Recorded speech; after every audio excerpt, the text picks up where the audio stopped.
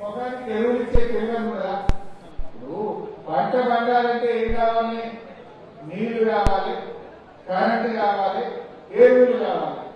కానీ రేవంత్ రెడ్డి ఏమంటుండ్రు? యాప్లు కావాలి, మ్యాప్లు కావాలి. యాప్లో కొట్టే ఇప్పుడు ఒక్క సంచిస్తాం, నెలకు ఒక్క సంచిస్తాం, మళ్ళీ 3 నెలలకు ఒక్క సంచిస్తాం. ఇక సంచికి తిరగాలట మనం. ఇట్లా చేస్తే వ్యవసాయం మొక్కట పట్టదా? నీ మొగాటి లేకుండా వ్యవసాయం చేసినా రేవంత్ రెడ్డి? రైతు కష్టం, రైతు విలువ నీకు తెలుసా? కేసీఆర్ గారు ఎరువులు ఫుల్లు, కరెంటు ఫుల్లు, నీళ్లు ఫుల్లు.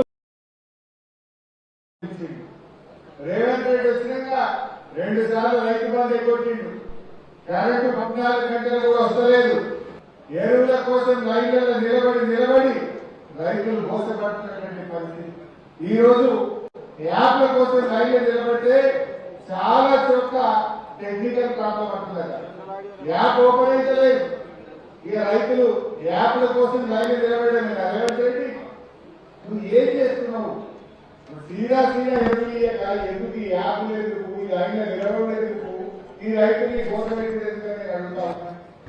కేసీఆర్ గారు ఉన్నప్పుడు మీకు తెలుసు, మీ ఊర్లలో సదాశివపేట మండలం కానీ, కొండాపూర్ మండలం కానీ, కంటి మండలం కానీ, సంగారెడ్డి రూరల్ కానీ మీ ఊర్లకే లారీ పంపినాం. ఆటో కిరాయి లేదు, హమాలి కిరాయి లేదు.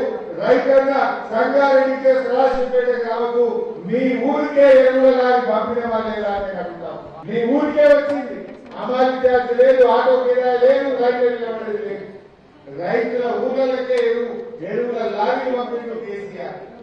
కానీ ఎలా రేవంత్ రెడ్డి వచ్చిన ఎరువు బస్తాల కోసం వచ్చి సంగారెడ్డి యాప్లెస్ కోసం లైన్ నిలబడాలి. కోఆపరేటివ్ పిఎస్సిఎస్ ఆఫీస్ ఈ పరిస్థితి ఈరోజు ఏర్పడ్డది. చాలా దుర్మార్గం.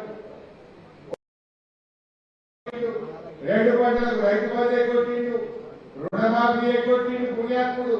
ఇప్పుడు ఎరువులు చేసినట్టు అయితే లేదు. అందుకే మీకు అర్థమైందో లేదో ఎలక్షన్లు పెట్టుకుంటే భయపడుతుంది.